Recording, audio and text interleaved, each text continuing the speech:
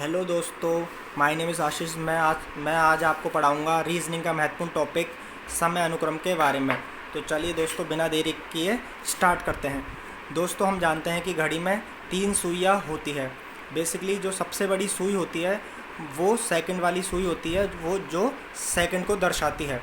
तथा दोस्तों, जो सबसे छोटी सुई होती है वह घंटे को दर्शाती है। तथा दोस्तों, जो बीच वाली सुई होती है वो मिनट को दर्शाती है। तो चलिए दोस्तों, हम देखते हैं कि ये तीनों सुइयाँ कितने कितने डिग्री का कोण बनाती है। दोस्तों, हम जानते हैं कि घड़ी की घंटे वाली सुई 60 मिनट में 30 डिग्री का कोण बनाती है। तो दोस्तों, एक मिनट में कितने डिग्री का कोण बनाएगी? दोस्तों, बनाएगी 30/60, मतलब 1/2 डिग्री, मतलब आधे डिग्री का कोण बनाएगी।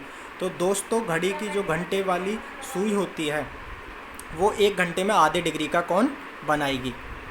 तथा दोस्तों, जो मिनट वाली सुई है, हम जानते हैं कि मिनट वाली सुई 5 मिनट में 30 डिग्री का कोण बनाती है।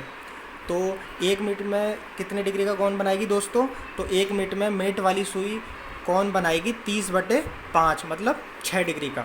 ओके दोस्तों। तथा दोस्तों, हम जानते हैं कि सेकंड वाली सुई 60 सेकंड में 360 डिग्री का कोण बनाती है। तो दोस्तों, 1 सेकंड में बनाएगी 360/60, अर्थात 6 डिग्री का कोण बनाएगी। ओके दोस्तों, चलिए स्टार्ट करते हैं। हम जानते हैं दोस्तों कि जो ये घड़ी के बीच में प्रत्येक खाना एक घंटे को डिनोट करता है। तथा जो प्रत्येक खाना है वो होता है 30 डिग्री का। ओके दोस्तों। तथा हमारे पास ऐसे 12 खाने हो गए। तो दोस्तों, ये पूरा जो कोण बना घड़ी का वो हो गया 30 डिग्री इंटू 12, अर्थात 360 डिग्री का। ओके दोस्तों। तो जो घड़ी है वो 1 घंटे में 360 डिग्री का कोण बनाती है। चलिए दोस्तों, आगे देखते हैं। दोस्तों, आज हम पढ़ेंगे कि घड़ी में किसी भी प्रकार का कोण किस प्रकार ज्ञात किया जाता है। दोस्तों, हमें इसके लिए कोई ज़्यादा तैयारी करने की ज़रूरत नहीं है। दोस्तों, हमें इसके लिए केवल एक फार्मूला ज्ञात होना चाहिए, बस। वो फार्मूला होता है 11 दोस्तों 11 इंटू मिनट माइनस 60 इंटू बजे बटे 2। तो दोस्तों, हम इस एक फार्मूले की सहायता से घड़ी का किसी भी प्रकार का कोण ज्ञात कर सकते हैं। तो चलिए दोस्तों, हम उदाहरण के द्वारा देखते हैं कि ये कोण किस प्रकार ज्ञात कर सकते हैं। चलिए दोस्तों, हम करते हैं कि 4:36 पे घड़ी की सुई कितने डिग्री का कोण बनाएगी, अर्थात 4:36 पे घड़ी की सुई कितने डिग्री का कोण बनाएगी। तो दोस्तों, हमें ये मिनट की जगह मिनट रखना है तथा बजे की जगह बजे रखना है। तो चलिए दोस्तों, इसमें वैल्यू पुट करते हैं। तो 11 इंटू मिनट की जगह दोस्तों हमने रख दिया 36, तथा बजे की जगह दोस्तों हमने रख दिया 4/2। चलिए दोस्तों, इसको हल कर लेते हैं। दोस्तों, इससे हमने गुना किया तो हमारे पास ये आया 396। ओके दोस्तों। तथा इसको 60 को 4 से गुना किया तो दोस्तों हमारे पास आया 240/2। तो दोस्तों, इसको हमने हल करा तो ये आया हमारे पास 156/2। तो दोस्तों, हमारे पास कोण निकल के आया 2 सत्ते 14, 2 अट्ठे 16, 78 डिग्री का कोण बनाएगी। तो दोस्तों, घड़ी की सुई 4:36 पे 78 डिग्री का कोण बनाएगी। चलिए दोस्तों, इसे और भी उदाहरण के द्वारा समझते हैं। दोस्तों, दूसरा एग्जाम्पल हम लेते हैं कि घड़ी की सुई 11:20 पे कितने डिग्री का कोण बनाएगी। तो दोस्तों, हमारे पास फॉर्मूला है, हम इसमें वैल्यू पुट करते हैं। 11 इंटू मिनट की जगह दोस्तों हमने रख दिया 20। ओके दोस्तों। तथा हमने बजे की जगह हमने रख दिया दोस्तों 11/2। तो दोस्तों, इसको हम कैलकुलेट करते हैं तो हमारे पास वैल्यू निकल के आएगी, ये हो गया 220 माइनस ये हो गया हमारे पास 660/2। दोस्तों, हमें इससे कोई मतलब नहीं है कि वो आंसर माइनस में आएगा प्लस में, हमें तो केवल प्लस वाली वैल्यू लेनी है। इसका कोई मतलब नहीं है कि 220 में से 660 जाएगा या 660 में से 220 जाएगा। तो दोस्तों, ये हमारे पास निकल के आया 440/2। तो दोस्तों, ये हमारे पास आया 220 डिग्री का कोण बनाएगी। दोस्तों, इसमें महत्वपूर्ण बात यह है, यदि हमें आंसर प्राप्त नहीं हो तो दोस्तों हमें लास्ट अंत में जाके उसे 360 में से घटाना होगा, तो हमारा आंसर हमें प्राप्त हो जाएगा। तो दोस्तों अगर हमारे पास जो चारों ऑप्शन में अगर हमारा वैल्यू प्राप्त नहीं हो और वो 180 डिग्री से ज़्यादा हो तो हम उसे 360 में से घटा देंगे। तो दोस्तों हम इसे घटाएंगे 360 माइनस 220। तो दोस्तों ये हमारे पास निकल के आया 140 डिग्री। अर्थात दोस्तों घड़ी में 11:20 में 140 डिग्री का कौन बनेगा। चलिए दोस्तों इसे एक और उदाहरण से समझते हैं। दोस्तों इसमें सबसे महत्वपूर्ण बात ये है, यदि हमारा कौन हमें 180 डिग्री से ज़्यादा प्राप्त हो, यदि दोस्तों हमें हमारा कौन 180 डिग्री से ज़्यादा प्राप्त हो तो हम अपने जो कौन आया है उसे हम 360 में से घटा देंगे, 360 में से घटा देंगे। तो दोस्तों हमें अपना उत्तर प्राप्त हो जाएगा। चलिए दोस्तों एक और उदाहरण देखते हैं। घड़ी में 10:50 में कितने डिग्री का कौन बनेगा। तो दोस्तों हमारा फॉर्मूला था 11 × मिनट माइनस 60 × बजे बटे 2। चलिए दोस्तों हम अपनी वैल्यू पुट करते हैं। हमारे पास मिनट हो गया है दोस्तों 50, तो हमने यहाँ लिख दिया 11 × 50 माइनस दोस्तों हमारे पास बजे के स्थान पे क्या आएगा 10, तो दोस्तों हमने यहाँ रख दिया 10 बटे 2। तो दोस्तों चलिए इसे कैलकुलेट करते हैं।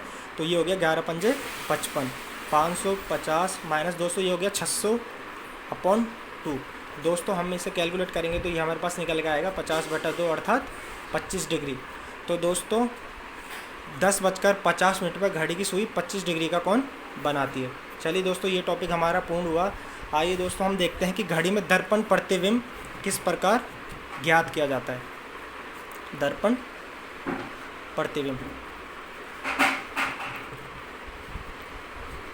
ओके दोस्तों हम देखते हैं कि घड़ी में दर्पण प्रतिबिंब किस प्रकार बनते हैं। तो दोस्तों हम देखते हैं यदि हमारा समय, दोस्तों हमारा ये टॉपिक होता है यदि हमारा समय 11 या 11 से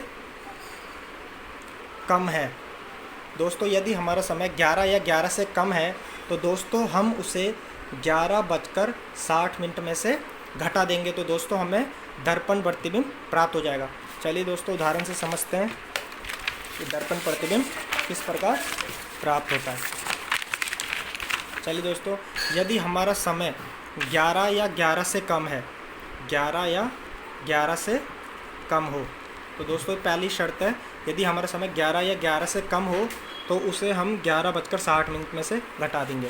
दोस्तों चलिए देखते हैं कि 10 एग्जाम्पल ले लेते हैं दोस्तों हम पहला कि 10:30 पर 10:30 पर घड़ी का दर्पण प्रतिबिंब बताइए। दोस्तों हमारा हो गया ये, हम इसे 11:60 में से 10:30 घटा देंगे। तो दोस्तों देखेंगे क्या आ जाएगा हमारे पास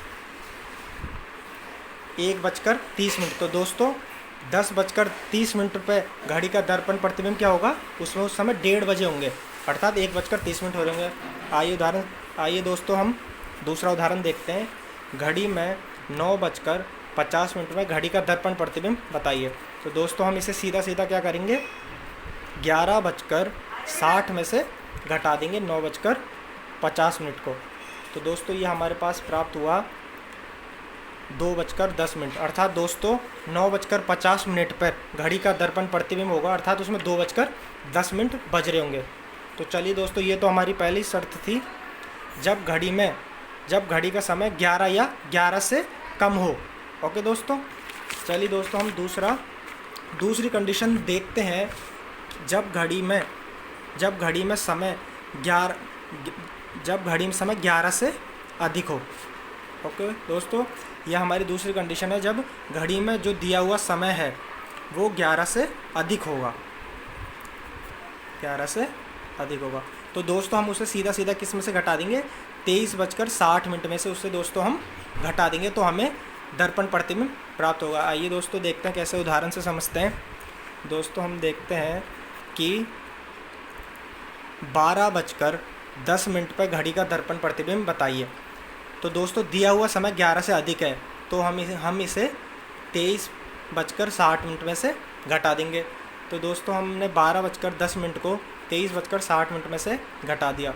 तो दोस्तों ये हमारे पास प्राप्त हुआ 11:50। अर्थात दोस्तों 12:10 पे जो घड़ी का दर्पण प्रतिबिंब होगा उसमें हम कितने बजे होंगे, 11:50।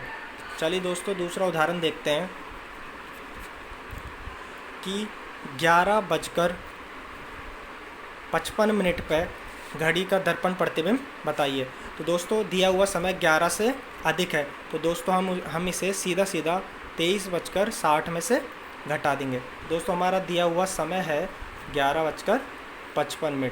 तो दोस्तों हम इसे घटा देंगे तो ये हमारे पास आएगा 12:05। तो दोस्तों 11:55 पर जो घड़ी का दर्पण प्रतिबिंब है उसमें कितने बजे होंगे, 11:05। तो दोस्तों इस प्रकार हम घड़ी का दर्पण प्रतिबिंब ज्ञात कर सकते हैं। ओके दोस्तों, थैंक यू।